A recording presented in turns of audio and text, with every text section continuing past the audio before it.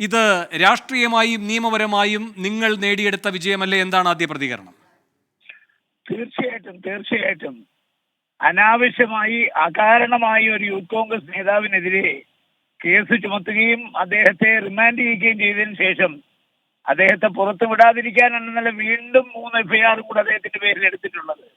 അപ്പൊ സ്വാഭാവികമായി എത്ര കണ്ട് ഹീനമായ പ്രവൃത്തിയാണ് കേരള ഗവൺമെന്റ് ഒരു യൂത്ത് കോൺഗ്രസിനോട് നടത്തിയിരിക്കുന്നത് മനസ്സിലാക്കാൻ കഴിയും. അതുകൊണ്ട് ഇതിപ്പോ ഞങ്ങൾ നേരത്തെ പറഞ്ഞു, ഒന്ന് രാഷ്ട്രീയമായി ഞങ്ങൾ നേരിടും, രണ്ട് നിയമപരമായി നേരിടും. നിയമപരമായ പോരാട്ടത്തിൽ ഞങ്ങൾ വിജയിച്ചു, രാഷ്ട്രീയമായ പോരാട്ടത്തിൽ നമ്മൾ വിജയത്തിന്റെ വെന്നിക്കൊടി പാറിപ്പിച്ചുകൊണ്ടിരിക്കുകയാണ്. ഇനി കൂടുതൽ ശക്തമായ പോരാട്ടം കേരളത്തിലുണ്ടാകും. രാഹുലിന്റെ അറസ്റ്റും രാഹുലിനെ ജയിലിനകത്തിട്ടതും ഒക്കെ കേരളത്തിലെ ചെറുപ്പക്കാരെ കൂടുതൽ പ്രകോപിതരാക്കിയിട്ടുള്ളതാണ്. അതുകൊണ്ട് ഇനി ശക്തമായ പോരാട്ടം വരും നാളുകളിൽ ഇടതുപക്ഷ ജനാധിപത്യ മുന്നണിക്കെതിരെ ഉണ്ടാകും. ആ പോരാട്ടത്തിന്റെ രോഷാഗ്നിയിൽ ഒരു തെരഞ്ഞെടുപ്പ് വരുമ്പോൾ സർക്കാരിനെതിരായിട്ടുള്ള വികാരം പ്രതിഫലിക്കും, അതിൽ തർക്കമില്ല. ശ്രീ രാജ്മോഹൻ ഉണ്ണിത്താൻ MP ഈ യൂത്ത് കോൺഗ്രസിനെ നല്ല വീര്യമുള്ള ഒരു സമര സംഘടനയാക്കി മാറ്റി ഈ സർക്കാരിന്റെ കിരാത നടപടികൾ എന്ന വിലയിരുത്തൽ നിങ്ങൾക്കില്ലേ? തീർച്ചയായിട്ടും പ്രാകൃതമായ കാലഘട്ടത്തിലുള്ള ആളുകൾ പോലും ചെയ്യാത്ത നടപടിയാണ് ഈ മുഖ്യമന്ത്രി ചെയ്തിട്ടുള്ളത്. മുഖ്യമന്ത്രിയാണ് ആദ്യമായി പറഞ്ഞത് കരിങ്കൊടി കാണിക്കുന്നതിന് ചെറുപ്പക്കാർക്ക് അവകാശമുണ്ട്, കറുത്ത ഉടുപ്പൂരി പ്രതിഷേധിക്കാൻ അവകാശമുണ്ട്.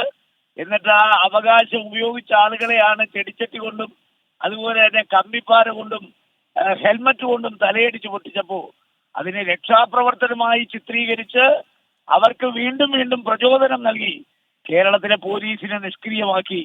എന്നിട്ട് ആ പോലീസ് ചെയ്യേണ്ട ജോലി ഡിവൈഎഫ്ഐക്കാരെ കൊണ്ട് ചെയ്യിച്ച് ആനന്ദസാഗരത്തിൽ ആറാടിയ ഒരു മുഖ്യമന്ത്രി കേരളത്തിന്റെ ചരിത്രത്തിലെ ആദ്യത്തെ മുഖ്യമന്ത്രിയാണിത്.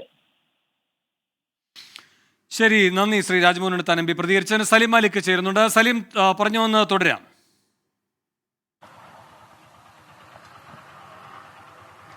വേണു, ഞാൻ നേരത്തെ സൂചിപ്പിച്ചതുപോലെ തന്നെ ജയിലിനകത്തേക്ക് പോകുന്ന രാഹുൽ മാങ്കൂട്ടത്തിലല്ല, കുറച്ചുകൂടി കരുത്തനായ രാഹുൽ മാങ്കൂട്ടത്തിലാകും ഉറപ്പായും പുറത്തേക്ക് ഇറങ്ങുക എന്നുള്ള കാര്യം നിസ്സംശയം പറയാം. കാരണം CPM-നുള്ളിൽ പോലും രാഹുൽ മാങ്കൂട്ടത്തിനെ തിടുക്കപ്പെട്ട് അറസ്റ്റ് ചെയ്യേണ്ടിയിരുന്നില്ല എന്നൊരു അഭിപ്രായമുണ്ടായിരുന്നു. അനാവശ്യമായൊരു ഹൈപ്പ് രാഹുൽ മാങ്കൂട്ടത്തിൽ നൽകി എന്നുള്ളൊരു അഭിപ്രായം അവർക്ക് തന്നെ ഉണ്ടായിരുന്നു. ഈ അറസ്റ്റോടുകൂടി കൂടുതൽ കരുത്തനാകുന്ന രാഹുൽ മാങ്കൂട്ടത്തിൽ നമ്മൾ ആ ദിവസം മുതൽ തന്നെ കാണുകയും ചെയ്തതാണ്.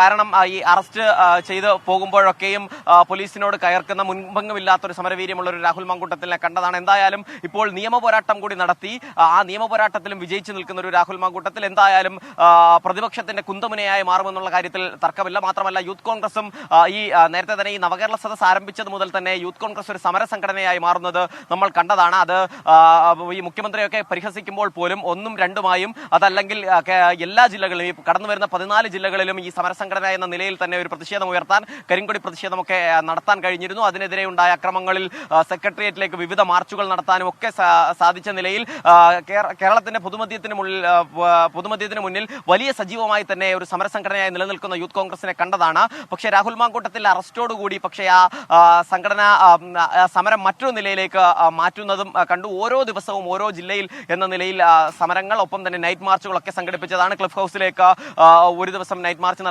നടത്തിയതാണ്. അതിനുശേഷം ദേശീയ അധ്യക്ഷനെ കൊണ്ടുവന്ന് തന്നെ തിരുവനന്തപുരത്ത് സെക്രട്ടേറിയറ്റ് നൈറ്റ് മാർച്ച് എന്ന നിലയിൽ നടത്താൻ തീരുമാനിക്കുകയും അത് ഇന്ന് തീരുമാനിക്കപ്പെടുകയും ചെയ്തതാണ്. അതിനിടയിലാണ് രാഹുൽ മാങ്കൂട്ടത്തിന് ജാമ്യം ലഭിച്ചിരിക്കുന്നത്. ഉറപ്പായും ഇന്നത്തെ ആ പരിപാടി ഏതു നിലയിലാണ് നടത്തുക എന്നുള്ള കാര്യത്തിൽ മാത്രമാണ് ഒരു വ്യക്തത വരാനുള്ളത്. അതിൽ രാഹുൽ മാങ്കൂട്ടത്തിൽ കൂടി പങ്കെടുക്കുകയും ചെയ്യും. ഉറപ്പായും ഈ പ്രവർത്തകർക്ക് ആവേശം പകരുന്ന ഒരു പ്രസംഗം രാഹുൽ മാങ്കൂട്ടത്തിന്റെ ഭാഗത്തു നിന്ന് ഉണ്ടാവും. ഉപാധികളോടെയാണ് ജാമ്യമെങ്കിലും രാഹുൽ മാങ്കൂട്ടത്തിൽ മറ്റ് സമരപരിപാടികളിലൊക്കെ സജീവമാകുമെന്നുള്ള കാര്യത്തിൽ തർക്കമില്ല. കാരണം രാഹുൽ മാങ്കൂട്ടത്തിനെ സംബന്ധിച്ചിടത്തോളം അതൊരു രാഷ്ട്രീയ വിജയമാണെന്ന് പറയാനുള്ള ഏറ്റവും പ്രധാനപ്പെട്ട കാര്യം 5 കേസുകൾ രാഹുൽ മാങ്കൂട്ടത്തിന് ഒരു വിധത്തിലും ജാമ്യം ലഭിക്കരുത് എന്ന്, അതല്ലെങ്കിൽ ഒരു 14 ദിവസമെങ്കിലും റിമാൻഡിൽ തുടരണമെന്ന ഒരു നിഷ്കർഷയോടെ തന്നെ ഈ 5 കേസുകളിലായി വിവിധ അറസ്റ്റിലായതിനു ശേഷവും പുതിയ 2 കേസുകൾ കൂടി മ്യൂസിയം സ്റ്റേഷനിലും ഒപ്പം തന്നെ കന്റോൺമെന്റ് സ്റ്റേഷനിലും രജിസ്റ്റർ ചെയ്യുകയും അതിൽ കൂടി ഒഫീഷ്യൽ അറസ്റ്റ് രേഖപ്പെടുത്തുകയും ഒക്കെ ചെയ്തതാണ്. പക്ഷേ അതിലൊക്കെയും ഓരോ ദിവസവുമായി ഇന്നും ഇന്നലെയുമായി കോടതി ആ കേസുകളിലൊക്കെ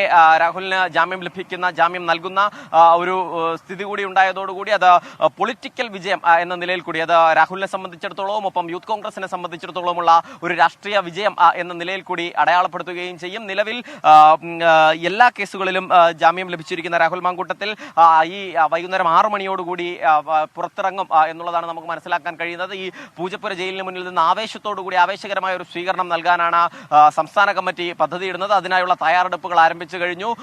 ഈ നൈറ്റ് മാർച്ചിനായി തലസ്ഥാനത്തേക്ക് എത്താൻ പറഞ്ഞ നേതാക്കളോടൊക്കെ തന്നെ പൂജപ്പുര ജയിലിന് മുന്നിൽ എത്താൻ പറഞ്ഞിട്ടുണ്ട്. അതുകൊണ്ട് തന്നെ ഇവിടെ ഒരു ഉത്സവാന്തരീക്ഷം സൃഷ്ടിച്ചുകൊണ്ട് രാഹുൽ മാങ്കൂട്ടത്തിൽ അതൊരു രാഷ്ട്രീയ വിജയം എന്ന നിലയിൽ തന്നെ അടയാളപ്പെടുത്തിക്കൊണ്ട് രാഹുലിനെ പുറത്തിറക്കുക എന്നുള്ളതാണ് യൂത്ത് കോൺഗ്രസ് നിലവിൽ പദ്ധതിയിടുന്നത്. വേണു.